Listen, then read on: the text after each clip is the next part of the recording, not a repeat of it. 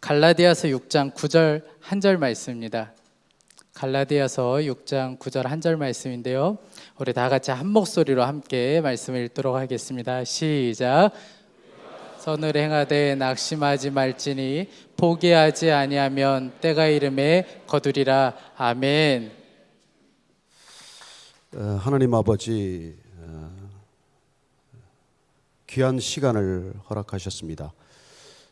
그러나 주님께서 친히 이곳으로 우리를 각자 인도하셨사오니 저희들이 이미 말씀 가운데 주신 아버지의 뜻, 계획, 아버지의 나라에 대한 생각들을 품고 모였사오니 오늘 다시 한번 내 생각이 죽고 내가 하늘에 미랄되어서 이 땅에 썩어져 죽어야 많은 열매를 맺는다는 것 기억할 수 있는 자리가 되게 하여 주옵소서. 예수님 이름으로 기도합니다. 아멘. 예, 우리 유 목사님이 저하고 많이 다르다고 그랬는데 뭐 많이 다르죠. 제가 교회 오니까 유 목사님 같은 분을 이 신신백화점 출신이라 그러고 저를 화신백화점이라고 그래서 제가 무슨 말인지 못 알아들었는데 나중에 알고 보니까 우리 유 목사님 경우는 신앙계에서 신앙계로 오셔서 신신백화점이라고 그러고 저는 화류계에서 신앙계로 왔다 그래서 화신백화점이라고 그러더라고요. 뭐 듣고 기분이 좋지는 않았습니다만은 하여튼 뭐 전직이 그러니 어쩌겠습니까? 뭐 그건 사실은 사실인데 저는 제 인생에 큰 착각을 했던 것 같아요. 첫 번째 가장 큰 착각은 제가 이 회사에 입사할 때였습니다. 회사는 제 꿈을 이루어 줄 거라고 믿었어요. 그리고 내 꿈을 이루기 위해서 회사를 택한 것이고 입사를 했는데 회사는 나중에 알고 보니까 내 꿈을 이루는 곳이 아니고 사장의 꿈을 이루는 곳이에요. 자칫 내 꿈을 이루다가는 사장 눈밖에 나기가 쉽고 사장의 철학이나 사장의 방침이나 사장의 뜻을 모르면 오래 있기 어렵죠. 두 번째 큰 착각은 뭐 저와 여러분이 비슷한 착각이라고도 생각이 되는데 그것은 결혼에 대한 착각이에요. 결혼은 내 꿈을 이루어줄 줄 알았습니다. 아니요, 꿈이 망가지는 일이라는 걸 알게 됐습니다. 결혼은 내 꿈을 이루지 않아요. 그래서 뒤늦은 나이 50이 가까워서 교회를 나올 때는 그런 착각을 하지 않겠다고 결심을 했습니다. 뭐 이곳에서 내 뜻을 이루겠다 그 생각을 가지고 제가 교회 온 건 아니에요. 이미 내 뜻을 많이 이루었다고 저는 생각을 했고 이 세상 가운데서 뭐 성공이라는 걸 나름대로 맛보았기 때문에 제가 더 이상 무슨 성공을 위해서 교회 나온다는 생각을 하지 않았습니다. 그러나 어쨌건 제가 그런 인생의 큰 착각이나 실수를 범하지 않기 위해서 교회 나가자마자 첫 발을 딛자마자 성경을 5번 읽었어요. 그리고 다시 한번 제가 이 신앙의 길을 간다는 것은 내 뜻을 꺾어야 가는 길이구나. 내 뜻을 이루기 위해 가는 길이 아니고 그런 일반적인 종교가 아니고 복음이란 하나님을 믿는 신앙이란 하나님의 뜻을 이루기 위해서 가는 길이구나. 저는 이걸 처음부터 분명히 알고 여행을 시작했습니다. 그러니 우리가 신앙의 길로 접어든다는 것보다도 확연한 변화가 어디 있겠습니까? 우리 신앙의 목적이 뭔지를 우리가 정확히 모르고 간다면 그것보다도 이렇게 어리석은 결정이 어디 있겠어요? 이게 도대체 뭐 하는 집단인지, 뭘 추구하는 것인지, 뭐가 되고자 하는 것인지 그게 분명치 않기 때문에 너무나 큰 혼란이 계속되어 온 것이죠. 우리가 뭐 주기도문에서 그렇게 아버지의 뜻, 아버지의 나라가를 이루어지기를 소망하지만 정작 그게 기도문에 그치고 우리가 우리의 계획, 우리의 뜻, 우리의 나라를 추구한다면 그야말로 기괴한 괴물이 탄생하지 않겠습니까? 저는 기독교보다도 기괴한 괴물은 없다고 이렇게 첫눈에 제가 그런 이해를 하게 됐어요. 저는 뭐 이렇게 백그라운드가 불교 신자였습니다만은 처음에 이 교회 나와서 느낀 건 참 이상하다. 어떻게 보면은 첫 단추가 잘못 끼워졌다는 생각이 들었고 또 하나는 이게 무슨 동화에 우리가 들었듯이 벌거벗은 임금님은 아닌가. 다 벌거벗고 있는 걸 알면서도 벌거벗었다고 얘기하지 않는 건 아닌가. 오히려 그 어린아이의 눈에만 벌거벗은 진실을 말할 수 있는 용기가 있고 벌거벗었다고 얘기하는 건 아닌가. 이제 그런 생각을 가지고 제가 이제 신앙생활을 시작하게 되었습니다. 결론부터 말씀드리면 제가 뭐 이렇게 난 크리스찬으로 있다가 크리스찬이 되고 나서 세상적으로 보면 잘 된 게 하나도 없어요. 뭐 CEO 할 때 무슨 뭐 데리고 있던 기사나 비서를 잃어버리는 건 물론이고, 그래도 뭐 걸핏하면 퍼스트 클래스를 타고 다니다가 뭐 에코노미를 타야 되고, 제 형편에 일어난 모든 일은 세상적 기준에서 보면 더 이상 잘 된 건 하나도 없습니다. 그런데도 불구하고 제가 왜 신학을 하고 왜 제가 목사가 되었겠습니까? 저는 제 인생에서 추구할 수 있는 재미를 비교적 많이 다 누려봤어요. 그게 제가 크리스찬으로서 얻는 이 의미보다도 그게 부족하다면 저는 뭐 그 길로 당장이라도 돌아갈 거예요. 저는 정치가 답이라고 하면 지금도 출마를 할 거고, 돈이 답이라고 하면 지금도 돈을 벌 것이고, 뭐 학위가 답이라면 지금도 PhD를 하면 되지 않겠어요?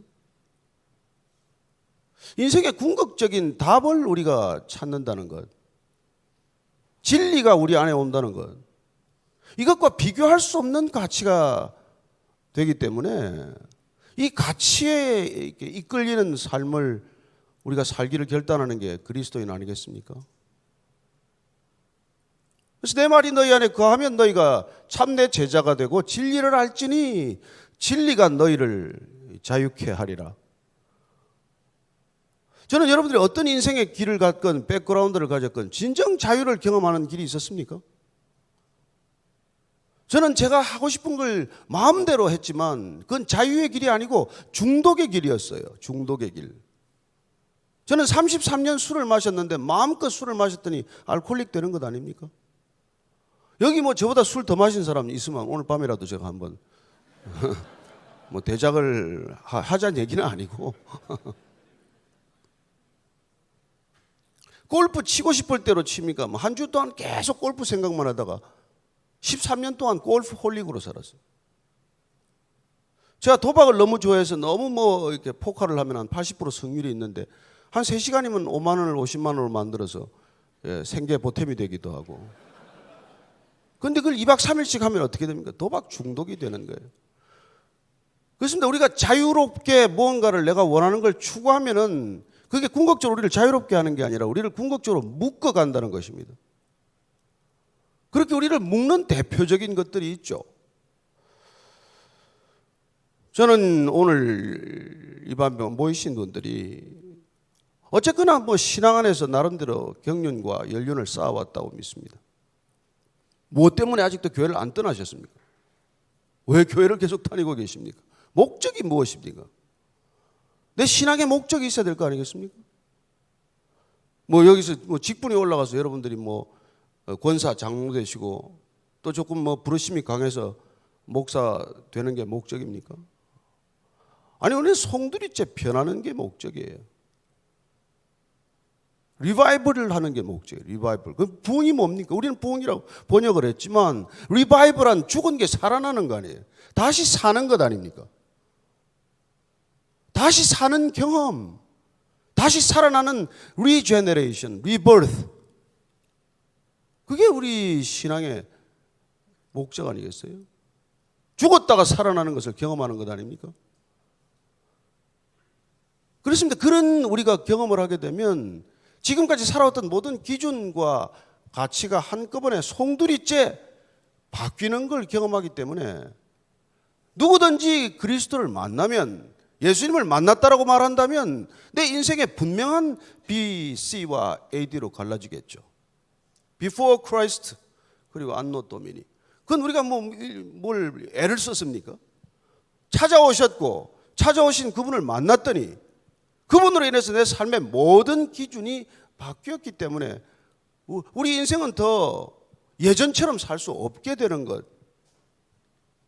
영적으로 보면 죽었다가 사는 것이기 때문에 진정한 리바이벌이란 사람이 모이는 것이 아니라 무슨 건물을 짓는 게 아니라 저와 여러분이 송두리째 바뀌는 것, 사망에서 생명으로 옮기는 것, 그걸 우리가 리바이벌이라고 하는 것 아닙니까?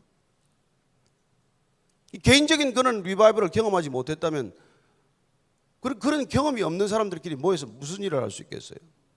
무슨 일을 하는 것이 목적이 되겠습니까?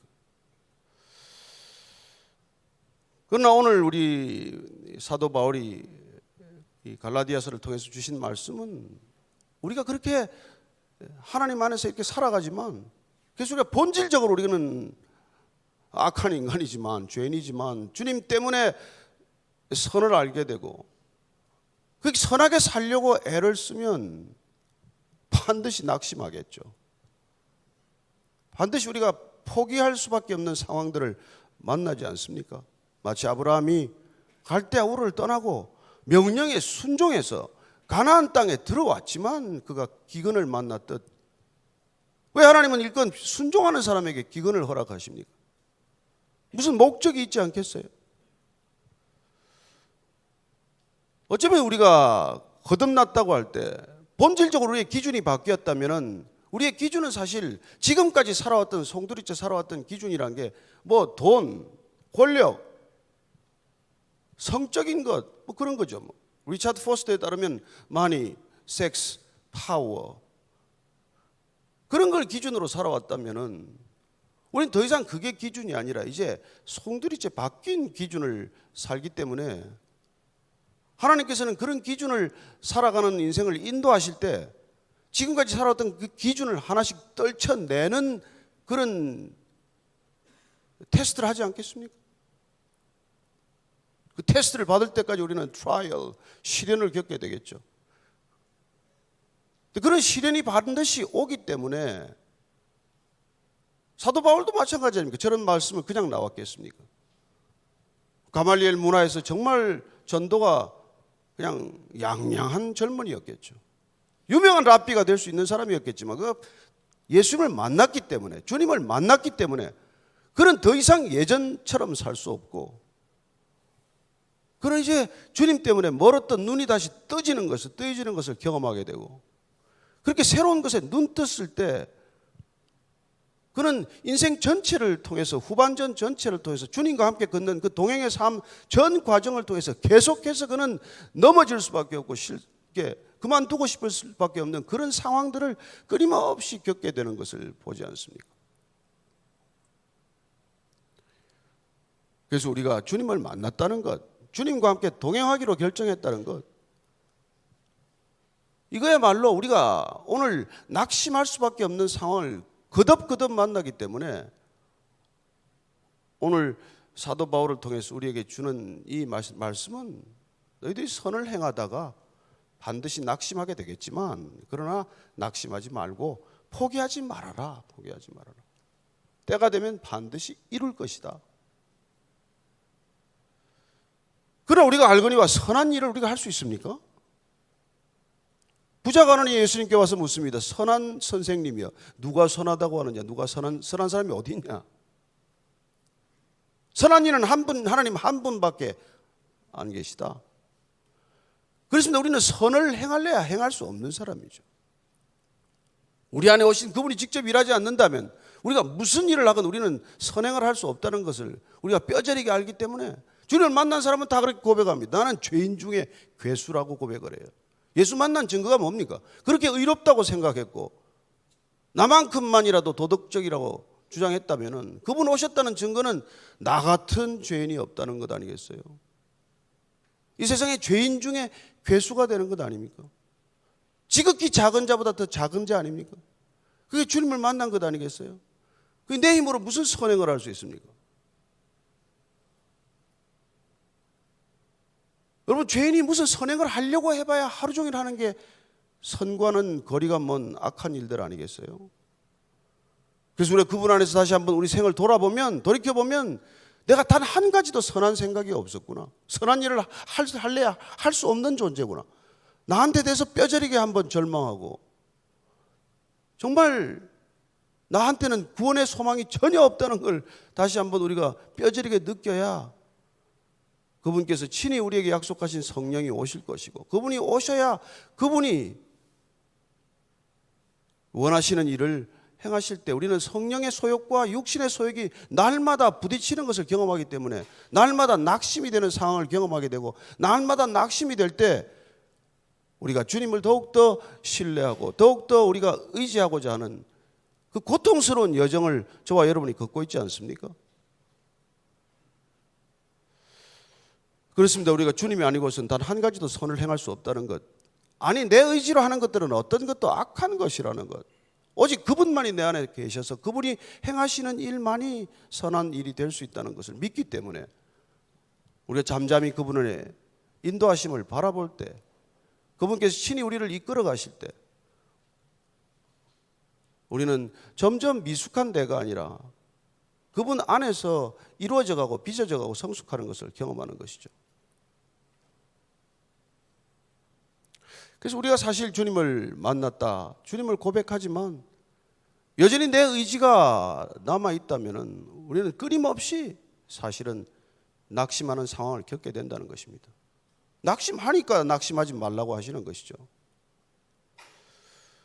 그렇습니다. 우리가 내 안에 그리스도께서 사실 때까지, 나는 그리스도와 함께 십자가에 못 박혀 죽고 내 안에 그리스도가 사신다, 이 고백이 우리가 터질 때까지 우리는 끝없이 낙심되는 상황을 만나는 것이죠.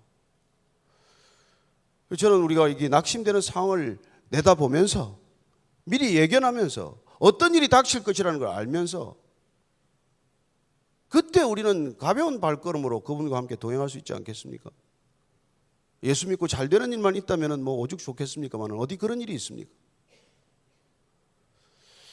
저는 예수님 믿고 잘 될 거라고 생각하는 사람한테는 무슨 그 얘기를 해요? 재벌 중에서 예수 안 믿는 사람이 훨씬 많습니다.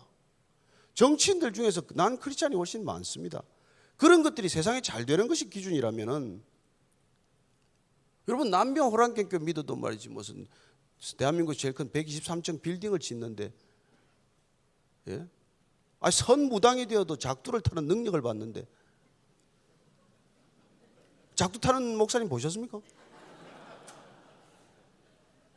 저희 어머니는 평생 63년간 절에 다니시다가 예언하는 은사를 받아가지고 제가 대학 떨어질 거 다 예언했어요. 우리가 그런 능력이 아니라, 제가 53살에 신학교를 갔는데 그 학생이 하나 토론토에서 의대를 다니다가 왔어요. 너는 왜 왔니? 그 신학교 다니까 되게 뭐 왜 왔는 걸 궁금하게 여기더라고요. 그 물어봤더니 얘가 어느 날 인턴인데 병원에서 그 응급 환자를 보다가, 아니 이 환자 고치면 또 죽을 텐데, 그런 생각이 들더라는 거예요. 그래서 이 자매가 자매인데 신학교를 왔어요. 정말 탁월한 자매였습니다만, 그런 것 아니겠어요? 우리가 뭐 죽다가 살아난 게 무슨 대단한 간증입니까? 또 죽을 텐데. 괜히 나사로는 주님 살리는 바람에 2번 죽고 말이죠. 아니 천국 빨리 갈 수 있는 기회를 놓쳐가지고 세상에서 더 고생하는 거 아닙니까? 그러니 우리가 낙심하지 않는 근거란 우리의 일이 잘 풀려서가 아니라 그분 안에 있는 것, 그보다 더 큰 축복이 어디 있습니까? 아브라함을 부를 때부터 내가 내 이름을 창대케 할 것이고 내 자손이 번성할 것이고 너는 복이 될 것이라고 말하는 것 아닙니까? I will bless you. No, 그렇게 말하지 않습니다. You will be blessed. 그렇게 말하지 않아요. You will be a blessing. 넌 복이야. 여러분, 하나님의 사람이 된다는 건 넌 복이 되는 거예요. 우리는 복이 됐기 때문에 더 이상 복에 목마른 사람이 아닙니다. 복에 줄인 사람이 아니에요. 복을 비는 사람이 아닙니다. 복은 세상에서 다 비는 사람들이에요. 그게 세상을 이긴 것 아니겠습니까? 그게 여호와는 목자시니 내가 부족함이 없으리로라고 고백하는 이유 아니겠어요? 우리 인생의 문제는 뭡니까? 부족하다는 거 아닙니까? 뭐가 부족해도 다 부족해. 돈이 부족하든 건강이 부족하든 무슨 학식이 부족하든 뭐가 부족해도 부족하대요. 그러나 하나님이 나의 아버지가 되시니 하나님께서 두 손으로 나를 붙들어 주시니 내가 더 이상 부족감에 시달리지 않습니다. 복이 되었기 때문에 더 이상 복에 굶주리지 않습니다. 사망의 음침한 골짜기를 지날지라도 해를 두려워하지 않습니다. 그렇습니다. 우리는 부족감뿐만 아니라 불안감에서도 자유하는 사람입니다. 저와 여러분들은 불안하지 않습니다. 이 불안의 시대, 점점 더 큰 불안의 시대로 우리가 접어들지만 그러나 그분이 나와 동행하시니 더 이상 불안하지 않습니다. 이렇게 우리는 담대하게 선언할 수 있는 사람 아닙니까? 우리는 불만족하지 않습니다. 그래서 비판하거나 그렇게 우리는 비난하지 않는 것이죠. 그런 입술이 되는 것이죠. 우리가 그분과 함께 걸어가는 걸음이 어떤 걸음인지 이 본질을 우리가 놓치면은 주님 안에서 여전히 나는 복에 목마릅니다. 그건 말이 틀린 것이죠. 그건 마치 무슨 네모난 원이라는 것과 마찬가지 말이에요. 여전히 불안한 그리스도인, 그것도 여러분 둥근 네모나 마찬가지 아닙니까? 가장 놀라운 일은 이기적인 그리스도인이래요. 이기적인 그리스도인. 어떻게 그리스도인이 이기적일 수가 있습니까? 내가 죽는 것을 경험했다면 어떻게 더 이상 이기적입니까? 복음을 만난 사람, 하나님을 안다고 말하는 사람, 그 사람들 어떻게 더 이기적으로 살 수 있습니까? 그러니 리바이벌이란 무엇입니까? 내가 죽고 내 안에 그리스도가 사는 것, 그게 참된 리바이벌 아니겠습니까? 그런 리바이벌을 경험한 사람이 어떻게 이기적일 수가 있냔 말이에요. 어떻게 내 하나 문제에 몰입할 수 있습니까? 저는 기독교가 본질을 놓치지 않는다면 지금도 세상을 바꿀 수 있다고 믿습니다. 교회가 참 능력을 우리가 회복할 수 있다면 여전히 세상을 바꿀 수 있다고 믿습니다. 단 두세 사람이라도 정말 주님의 이름으로 모였다면 하나님께서는 능히 일을 시작하신다고 믿습니다. 우리가 이 시대 다시 남성이 한번 일어서야 되고 아버지가 회복되어야 되고 아버지의 권위가 다시 회복되어야 하는 까닭은 왕같은 제사장으로 세우셨는데 이 왕같은 제사장의 제사장적 권위가 회복되지 않고 어떻게 가정의 질서가 회복됩니까? 여러분, 세상에 하나님을 안 믿어도 수신, 제가, 치국, 평천하 이런 원리는 다 알지 않습니까? 내 하나 바로 서지 않고 어떻게 가정이 설 수가 있습니까? 내 가정이 하나 바르게 서지 않고 어떻게 나라와 민족을 얘기할 수 있습니까? 그렇습니다. 우리가 그리스도 안에서 우리가 세워진다는 것, 우리가 그리스도 안에서 다시 한번 새롭게 빚어진다는 것, 그건 더 이상 나 중심의 삶이 아니고 가장 가까이 있는 내 가족을 나보다 더 소중하게 여기는 삶이 시작이 되지 않겠습니까?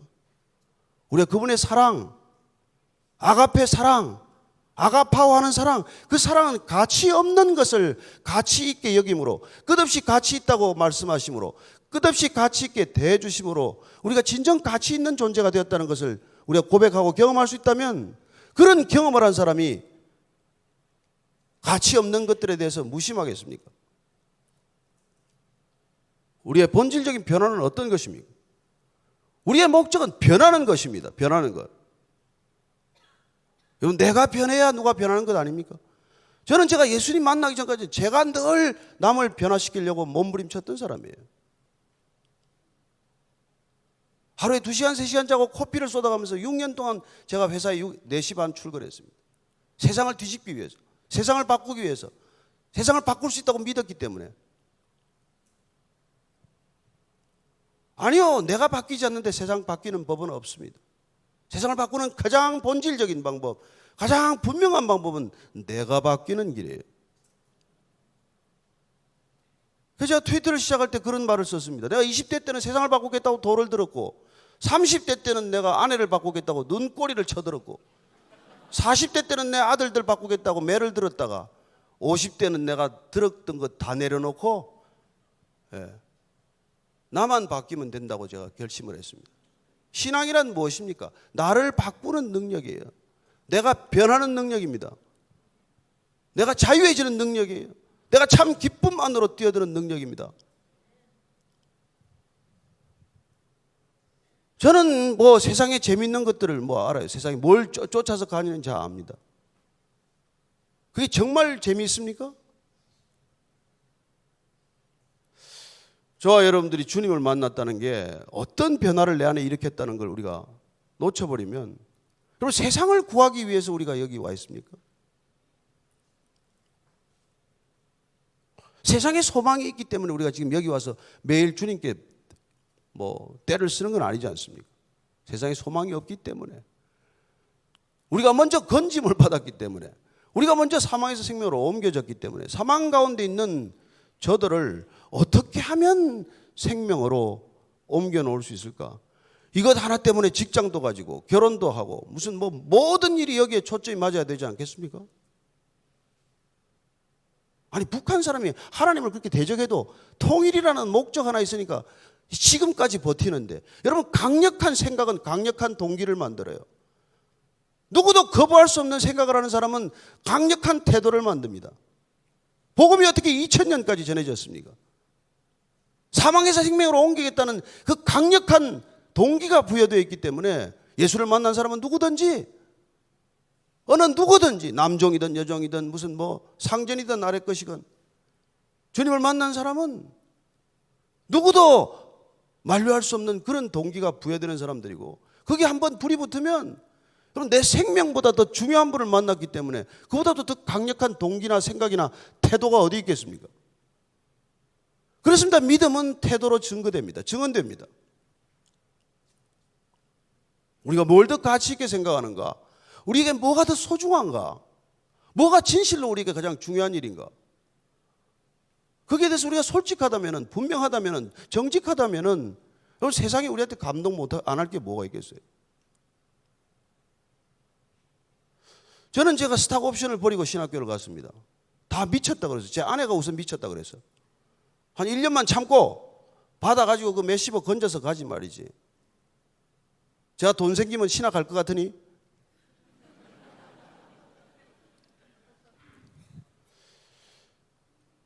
제 행동을 보고 미쳤다고, 전 뭐 믿음이 잘못됐다, 저 이단에 빠졌다, 그런 한 친구가 있어요. 제가 신학을 마치고 돌아왔는데 정말 니고데모처럼 그 친구가 찾아왔어요. 그때는 미쳤다고 생각을 했는데 본인이 돈을 벌었어.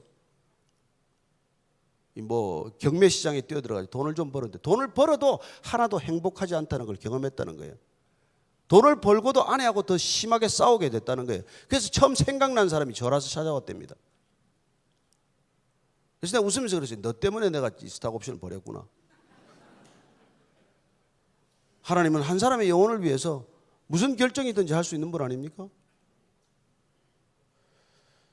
제가 신학교 가서 뭐 53살에 여러분 신학이 되겠어요? 53살에 뭘 하나 외우니까 2개 까먹더라고. 되질 않아요. 뭘 배우는 시간이 아니라 그냥 내가 아무것도 할 수 없다는 시간이었어요.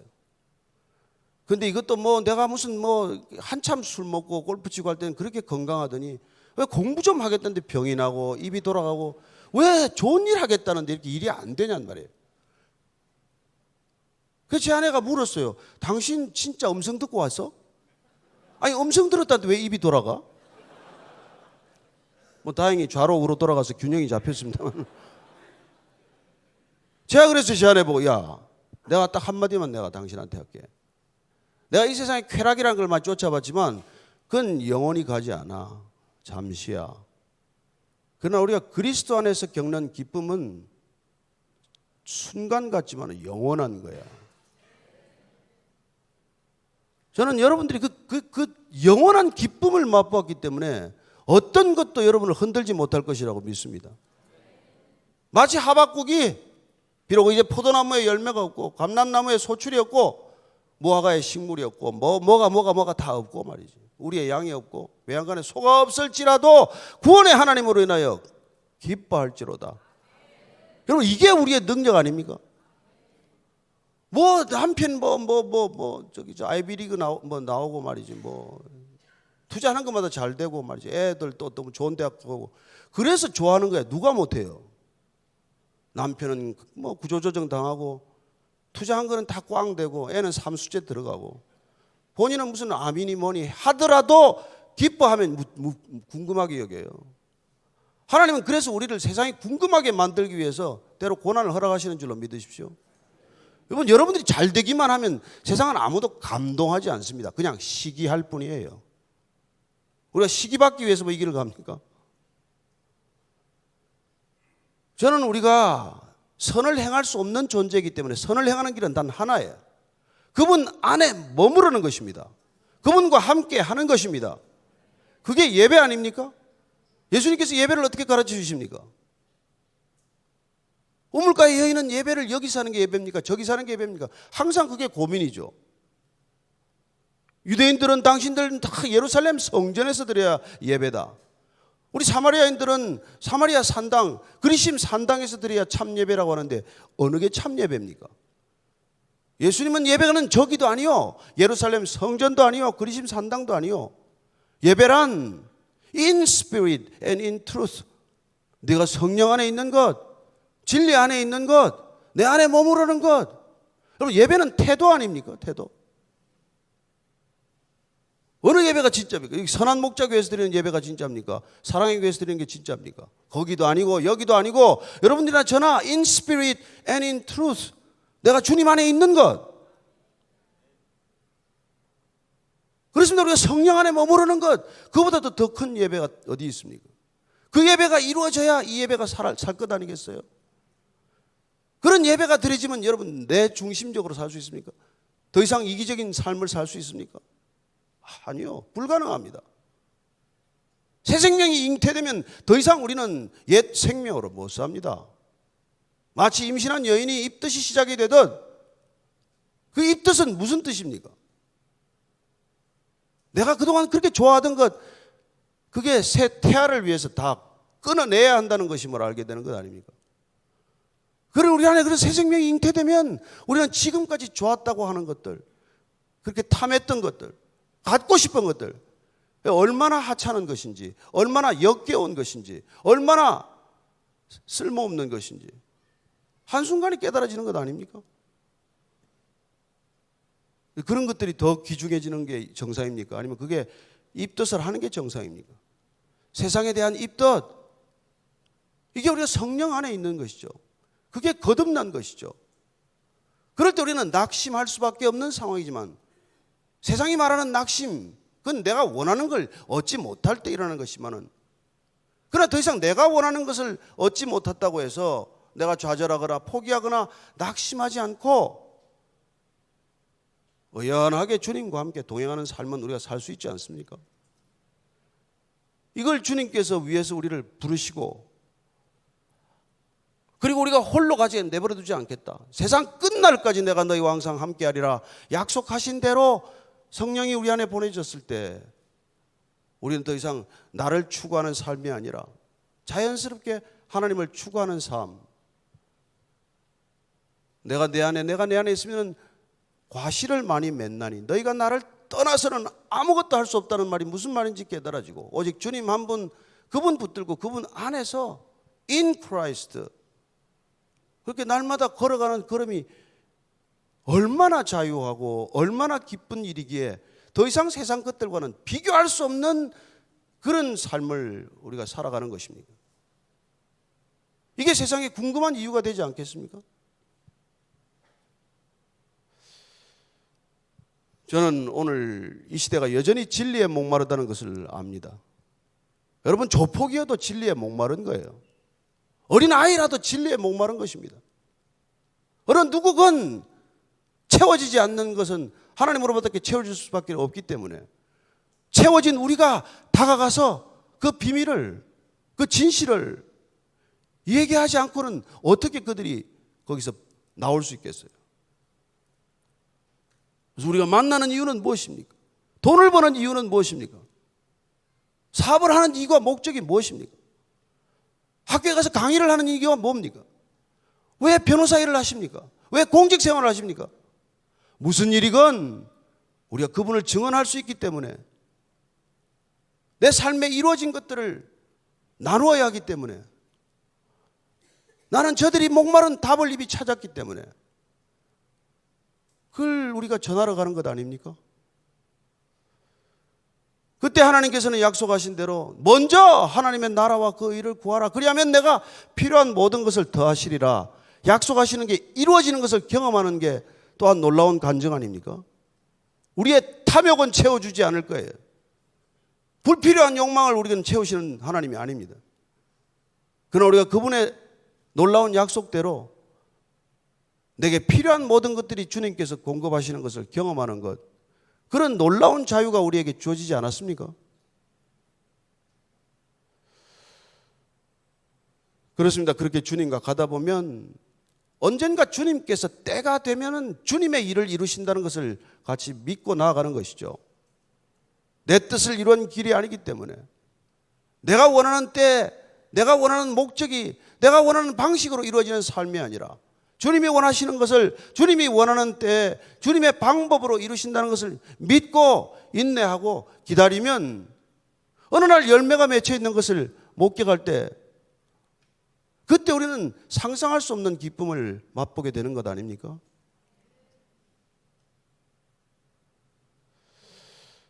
저는 마치 쐐기가 말이죠. 옛날에 그 고려 때는 큰 돌을 깰 수단이 없어요. 큰 돌을, 바위 같은 돌을.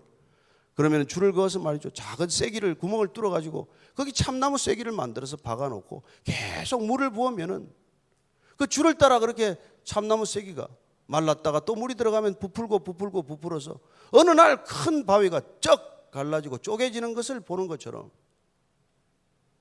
물을 붓는 건 성령을 붓는 것이죠. 우리가 여러분들이 직장이나 일터나 어디서나 여러분의 자리를 지키고 있으면 뭘 해서가 아니라 주님과 함께 살아가는 삶의 태도, 삶의 결정, 삶의 방식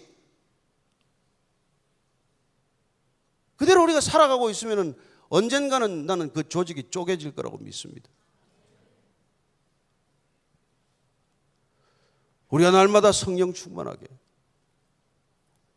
정말 주님의 말씀으로 차고 넘치는 은혜를 경험하고 무슨 박해와 핍박과 억울함과 조롱과 하다못해 무슨 그런 시비가 있더라도 묵묵히 견뎌내기만 하면 저는 거대한 바위와 같은 이 세상도 쪼개질 것이라고 믿습니다. 주님께서 그렇게 세상을 쪼개지 않았습니까? 그렇습니다. 그분은 낙심의 길을 걷지 않고 끝까지 십자가의 길을 걸으셨습니다. 어떻게 가능했습니까? 저는 그분이 사랑받았기 때문에 요단강에서 세례받고 올라오실 때 하늘이 열리고 하늘로부터 소리가 있어 가로되 이는 내 사랑하는 아들이요 내가 기뻐하는 자라. 여러분 하나님의 사랑받고 하나님의 기쁨이 내 안에 넘치면 십자가까지 갈 수 있습니다. 그게 없어서 우리가 넘어가고 우리가 없어서 포기하고 없어서 중단하는 것이지 사랑받는 자의 분명함. 저는 이 선한 목자 진짜 제가 교회 정말 이름이 좋지 않습니까? 선한 목사 교회가 안 되고 선한 목자 교회가 돼서 선한 목사는 없지 않습니까? 선한 목자 교회 이꼴 주님의 교회 오직 주님만이 드러나는 교회. 그래서 오신 목사님께서도 계속 주님만 바라보자 그러시더라고요. 그런 목사님 설교를 듣고도 계속 나를 바라보면 떠나세요. 목사님 힘들게 하지 마시고 주님을 그렇게 바라보자 그러는데 아직도 그 시선을 거두어서 나를 바라본다면 이건 목회 방향하고도 다른 거고 주님의 설교 뜻하고 완전히 다른 것 아닙니까? 저는 제가 우리 교회 성도들 보고 그래요. 설교를 1년 듣고도 안 변했으면 가세요. 변할 만한 데를 찾아가세요. 변할 만한 데를. 변화가 목적인데 무슨 여기 와서 재직하는 게 목적입니까? 삶이 안 변했으면 어디 가서 들을 말씀을 듣고라도 변해야죠. 저는 우리가 낙심할 수밖에 없지만 하나님께서 우리에게 주신 말씀을 붙들면 그 말씀이 우리에게 자유함과 기쁨을 넉넉히 준다고 믿습니다. 예. 단 한마디 말씀이라도 그 말씀이 그 로고스 가운데 레마가 된다면 그 말씀이 살아서 내 안에 움직인다면 더 이상 내 생각이나 내 꿈이 이끌어가는 인생이 아니라 그분의 말씀이 이끌어가는 인생이 될 것이고 그분의 말씀에 이끌린 인생 그 인생은 넉넉히 세상을 이기고 출발하는 인생이라고 믿습니다. 우리에게 아무것도 준 게 없지만 주님께서는 성령의 검 오직 성령의 검 말씀의 검을 주셨는데 그 검을 받은 우리가 내 생각 하나를 잘라내지 못하고 내 버릇 하나를 잘라내지 못하고 내 나약한 그런 태도 하나를 잘라내지 못한다면 그 도대체 그 검은 무슨 능력이 있는 검이 되겠습니까?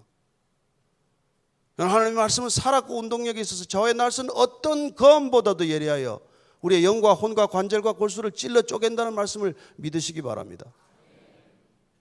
우리가 그 검에 휘둘려서 내가 먼저 잘라내야 할 것들 다 잘라내고 simple life, 단순한 삶을 시작하면 주님께서 우리를 쓰시기에 합당한 사람이 될 줄로 믿습니다. 복잡하게 계산하지 않아도 복잡한 계산은 주님이 다 하십니다. 우리보다 머리가 좋으시니까 우리는 계산 안 해도 관계없습니다. 저는 그런 주님이 우리의 주님이기 때문에 그분을 갈수록 점점 더 신뢰하게 되고 점점 더 그분을 알아간다는 것은 그분은 점점 커지고 나는 점점 작아지는 것. 마치 세례 요한이 고백했던 것처럼 He must increase. 그분은 점점 더해져야 하고 I must decrease. 나는 점점 작아지고 감소해지고 사라져 없어져도 좋은 존재 아닙니까? 그래야 바울이 정말 은혜를 받고 깨닫고 보니 나는 세상의 모든 사람보다 더 작은 나 세상에 그 어떤 성도보다도 더 작은 나, 그 작은 나에게 차고 넘치는 은혜를 주셨으니 이 그리스도의 풍성을 이방인에게 전하게 하는 것, 그 말고 무슨 목적이 그에게 있습니까? 도대체 그리스도인이 된다는 게 무슨 목적을 가지고 사는 존재입니까? 그렇습니다. 그래서 우리가 낙심할 수밖에 없는 상황이 오더라도 낙심하지 않고 주님과 함께 묵묵히 이 길을 가면 언젠가 주님이 원하는 때, 크로노스의 때가 아니라 주님이 원하시는 그 바로 카이로스의 때, 땅의 시간이 아니라 하늘의 시간, 그때 반드시 그분께서 그 뜻을 이루시리라고 믿습니다. 교회는 그런 면에서 우리는 쐐기같이 이 땅 가운데 존재하는 것이죠. 날마다 말씀으로 우리가 차고 넘치는 은혜로 견디기만 하면 이 세상이 쪼개질 거라고 저는 믿습니다. 여러분들이 각자 처한 현실과 직업과 어떤 형편이건 주의 이름을 부르는 곳마다 주님께서 기적을 보여주실 것이라고 저는 믿습니다. 어떤 한 분이 회사가 너무 어려운데 계속 아침 예배를 나오는 거예요. 그래서 제가 답답해서 그랬습니다. 회사에 가서 아침 예배 드리라고. 제가 잠깐 CGN을 한 5년 반 섬길 때가 있었는데 매일 돈 부족이에요, 돈 부족. 그래서 제가 이제 사원들 월급 제가 목사 되겠다고 왔는데 또 우리 소천하신 하 목사님이 전직이 방송이니까 또 선교 방송을 맡으라 그래가지고 그냥 순종하고 맡았습니다만 늘 이게 손에 마음이 신이 차지 않아요. 아니 좀 목회를 하겠다고 했는데 또 CGN을 맡겨가지고 제가 너무 마음이 힘들었어요. 근데 게다가 돈이 늘 부족한 거예요. 예산이 130억이 필요한데 교회는 한 45억을 해주고 나머지는 전부 펀드레이징을 해야 되는데 이게 채워지질 않아요. 그래서 하루는 이게 돈이 워낙 월급도 없고 해가지고 제가 어디 가서 2군데 빌렸어요. 빌려가지고 5천만 원씩을 빌려가지고 왔는데 와서 제가 이제 하 목사님이 그때 간 수술해가지고 한양대병원에 계실 때 가서 제가 조금 이제 들으라고 푸념조로 얘기를 했어요. 목사님 이게 월급도 없어가지고 제가 전주에 내려가서 5천만 원 빌리고 왔습니다. 그랬더니 잘했다고 하기는커녕 어떻게 돈을 빌리러 그렇게 사람한테 찾아다니냐고. 아니 그럼 좀 해주시든지 누구한테 부탁을 해주시든지. 근데 제가 그 말 듣고 크게 깨달았어요. 그래 이건 내 회사도 아닌데 왜 내가 돈을 빌려 다니고 내가 이 난리를 치나. 그래서 제가 제 사무실 뒤에다가 기도 방송을 하나 놓고 하여튼 하루 10번이고 20번이고 제가 그냥 거기 엎드려서 아버지한테 매일 씨름을 했습니다. 이게 제 회사입니까? 이게 제 방송이 나갑니까? 제가 제 설교가 나가기를 합니까? 뭐 때문에 이거 이렇게 어렵게 하시냐고. 기적같이 풀리는 것을 경험했습니다. 저는 하나님께 매달릴 때 하나님 풀어주시는 걸 저도 경험했어요. 그러나 내 목적이 아니었으니까. 제가 처음 예수님 만나고 제 목적으로 구한 거는 다 꽝 됐습니다. 제가 하나님한테 정권 투자해놓고 주님 반 타작합시다. 예, 주님 반 쓰시고 제가 반 그냥 하겠습니다. 휴지 조각이 되었어요. 완전히 거덜났습니다. 그러나 하나님께서 하나님의 일을 하실 때는 하나님의 재원, 하나님의 사람, 하나님의 방법으로 우리가 묵묵히 가기만 하면 하나님께서 그 모든 것들을 차고 넘치게 채워주신다고 믿습니다. 저는 여러분들이 하나님의 일터가 되게 하십시오. 여러분의 가정이 하나님의 장소가 되게 하십시오. 여러분 아이를 돌보는 건 예배 아닙니까? 남편을 섬기는 것, 아내를 섬기는 것 예배 아닙니까? 제가 며칠 전에 한동대학교 교수 수련회가 있다 그래서 내려갔어요. 오라 그래서 갔는데 하여튼 저는 이 운전이 좀 이렇게 미숙해가지고 제 아내가 하여튼 평생 로드 매니저처럼 저를 데리고 다니는데 하여튼 4시간 반 운전을 해가지고 갔어요. 가가지고 이제 첫날 집회를 잘 마치고 그 다음날 이튿날 아침에 설교를 해야 되는데 갑자기 제 아내가 일어나더니 스타벅스 커피가 한 잔 마시고 싶다는 거예요. 제가 그 말을 듣자마자 옷을 갈아입고 나가려니까 어디를 가냐고 그래서 커피 한 잔 사가지고 오겠다고 그랬더니 설교나 준비하라고. 여보 설교가 중요하지 않아. 제가 가서 커피 DT란 걸 전날 처음 알았네요. DT 스타벅스 DT점이 있어요. 스타벅스 DT는 드라이브 스루 가서 여러분 알고 계셔야 돼. 가서 거기서 이제 2잔 사가지고 딱 와서 카푸치노 한 잔 아메리카노 한 잔 사가지고 왔는데 제 아내가 너무 감동한 거예요. 제가 그래서 감동하길래 그랬어요. 내가 다윗은 보니까 부하 세 장수가 다윗이 베들레헴 우물물 한 잔 마시고 싶다 그랬더니 적진을 뚫고 가서 말이지. 그 우물물을 길어오는 걸 봤는데 내가 이 커피 한 잔 사는 게 뭐가 그렇게 대단하냐. 그때 웃으면서 그럼 커피를 나도 쏟아야 되냐고. 그렇습니다만 저는 그걸 예배로 생각하는 사람이에요. 아내를 위해서 커피 한 잔을 사오는 것. 저는 그게 저한테는 예배입니다. 제가 무슨 나와서 설교하는 것, 뭐 설교 은혜 받았다고 말하는 것도 그것도 중요하죠. 제가 이 설교에 대한 분명한 기준이 있습니다. 제가 이 전도사 시절에 보스턴에서 이제 온누리교회를 개척을 했어요. 전도 시절에 하는데 이제 그 담임 목사님이 저보다 한참 젊은 분인데 뭐 절대 주일을 안 놓치죠. 안 놓치는데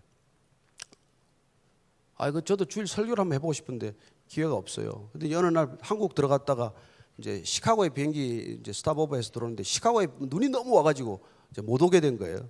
근데 좀 일찍 연락을 해주면 좋은데 6시 반쯤 전화가 왔어요. 내일 주일 설교를 준비하라고. 그래서 제가 드디어 기회가 왔구나. 내가 내일 설교를 정말 잘해가지고 담임 목사가 더 이상 필요 없다는 걸 성도들이 깨닫게 하고야 말겠다. 그래서 이제 들어가서 이제 뭐 배운 대로 그래서 이제 기도를 한 30분 하고 설교를 준비하는데 제 그 둘째 아들이 갑자기 운동을 하러 가고 싶은데 거기는 운동하러 가려면 태워달라는 거예요. 그래서 제가 제 아내를 보고 눈치 보고 이제 보면서 좀 태워다 줬으면 하는 마음으로 봤더니 제 아내가 못 본 척 하더라고요. 그래서 여보 해도 불렀더니 아니 안 돼. 빨래를 넣어놨어. 공동 세탁장에 빨래를 넣어놔서 못 간다는 거예요. 그래서 이제 할 수 없이 그 애를 제가 참 설교하는 쓰는데 좀 아내도 지각이 부족하고 아빠가 지금 데뷔전을 치른다는데 아들도 생각이 모자라고 너무 답답한 거예요. 그래서 제가 이제 그래도 뭐 내가 택해서 신학교를 왔으니까 모든 걸 내가 참 참자. 그래서 그 아들을 데리고 이제 나가는데 제 아내가 제 머리 뒤에다 데리고 가다가 거기 가서 우유 2병만 사오라는 거예요. 근데 여러분 여러분 미국 살아보면 아시겠지만 거기 이 베네센터라는 운동하는 데서 또 우유 사러 가려면은 슈퍼마켓까지도 15분 이상 가야 돼요. 돌아갔다 와가지고 이게 도대체 계산이 안 되는데 어떻게 이렇게 가족들이 전혀 비협조적인가 이렇게 생각하면서 이제 나가는데 제가 제 아들을 이렇게 베네센터라는데 내려주고 차문을 닫다가 다시 문을 두드려 열더니 시계를 보더니 이게 1시간 뒤에 데리러 오라는 거예요. 아니 그러면 내가 갖다 내려놓고 우유 사가지고 집에 갖다 놓고 다시 오면 딱 맞는 시간이에요. 그럼 오늘 저녁에 시간 다 날아가는데 그래서 제가 이제 아들이 들어가고 나서 제가 핸들을 쳐서 손을 아버지 이게 뭡니까? 내가 내일 하는 겁니까? 제가 아버지 일 하겠다는데 왜 이렇게 하십니까? 근데 아버지께서 제게 그러는 이렇게 마음을 주셨어요. 설교 준비하는 건 네 일이고 그 아들을 돌보는 건 나의 일이라는 거예요. 제가 얼마나 충격을 받았는지 모릅니다. 아니 모든 설교가 그렇다는 게 아니에요. 내가 그 당시에 설교를 준비하는 거는 그런 마음을 하나님께서 꿰뚫어 보시고 너는 지금 네가 설교 준비하는 건 네 일이고 아들을 돌보는 건 나의 일이라는 거예요. 제가 그날 이후로 제가 정리가 됐습니다. 내 인생의 정리가 됐어요. 몇 가지 그런 사건이 있지만은 저는 여러분들이 여기 나와서 교회를 하는 게 하나님 일 아니라는 게 아니에요. 그러나 우리가 직장에서 일하는 것, 가정에서 가족들을 섬기는 것, 그게 하나님의 일이라는 걸 우리가 놓치면은 여러분 위선적이 될 수밖에 없지 않습니까? 왜 이 시대가 지금 기독교에 대해서 그토록 비판적입니까? 가장 위선적인 종교가 되고 말았기 때문이죠. 우리가 진실로 변한다는 건 무엇입니까? 인티그리티를 회복하는 거예요. 집에서 일하나 뭐 밖에서 일하나 어디서 일하나. 저는 예수 믿기 전에 위선적으로 살았어요. 이중적으로 살았어요. 근데 내가 와보니까 교회 와보니까 교인들은 다 삼중적이야. 가정에서 다르고 교회에서 다르고 직장에서 다르고 누가 그 인격을 존경하겠어요? 존중하겠어요? 저는 우리가 정말 하나님의 일을 한다는 것, 그건 우리가 본질적인 변화를 경험하는 일이고 그 변화란 우리의 겉사람과 속사람이 하나 되는 것 아닙니까? 그보다 더 큰 능력이 어디 있습니까?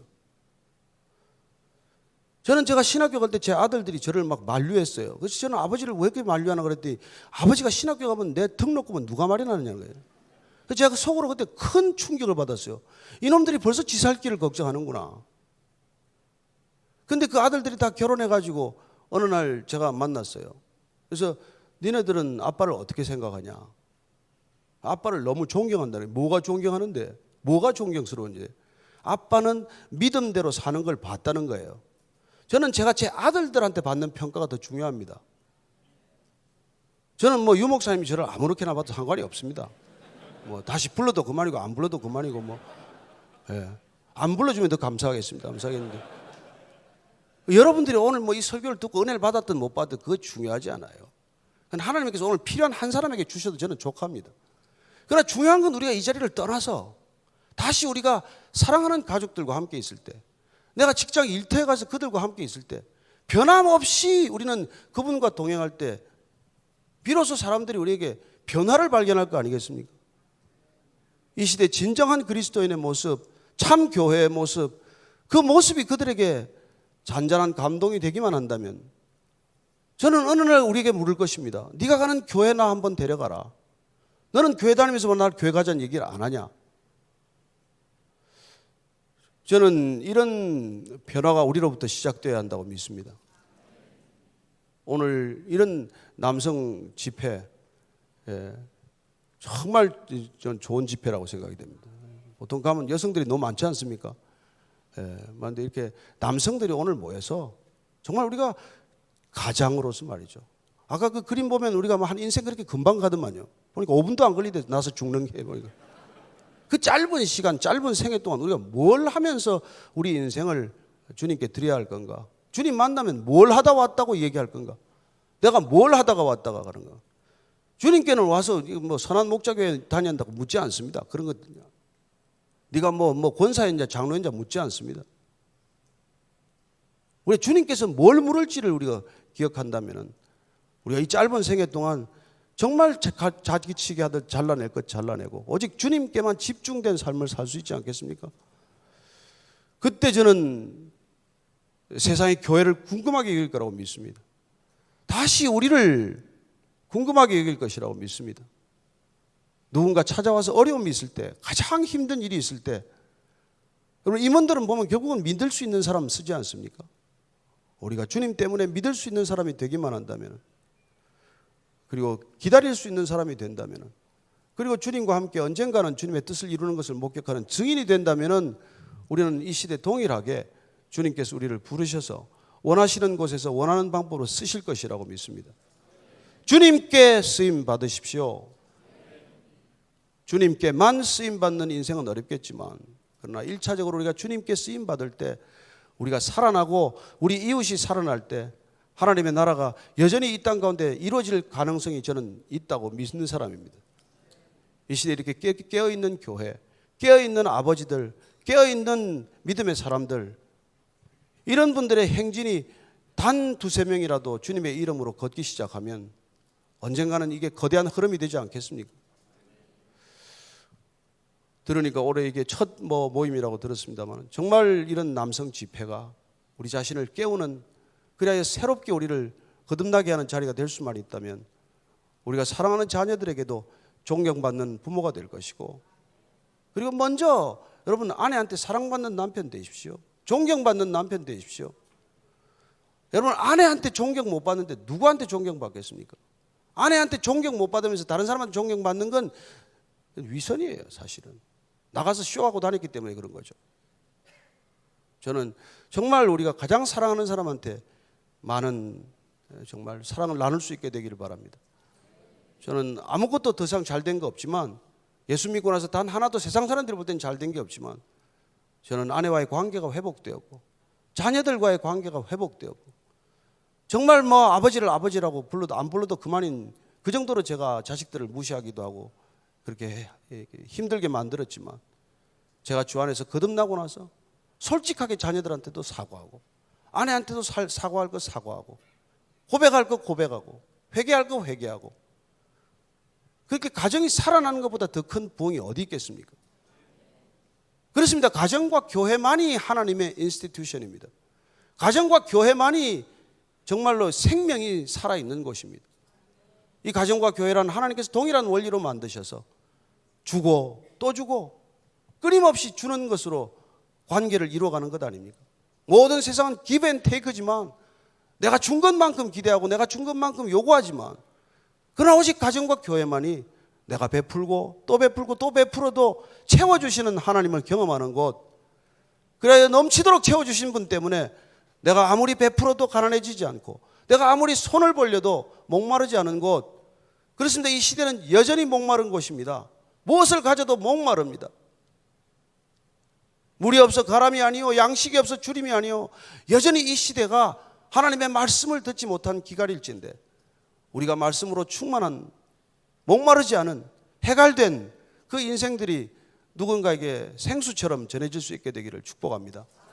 오늘 이 집회가 그런 생수의 근원 되신 분과 함께 마음껏 황폐한 곳, 메마른 곳으로 흘러가는 놀라운 에스겔의 성전 같은 곳 되기를 축복합니다. 우리 오늘 같이 기도할 때 하나님, 정말 하나님께서 저를 붙드셨으니까 제 배에서 생수의 강이 터지게 해주시옵소서. 주님께서 약속하신 대로 우리의 배에서 생수의 강이 터져서 이 황폐한 땅, 메마른 땅, 이 조국 땅 곳곳까지 복음이 전해지되 저희들 통해서 마음껏 전해지게 하여 주옵소서. 한번 그렇게 우리가 같이 한번 기도하십시다. 하나님 아버지,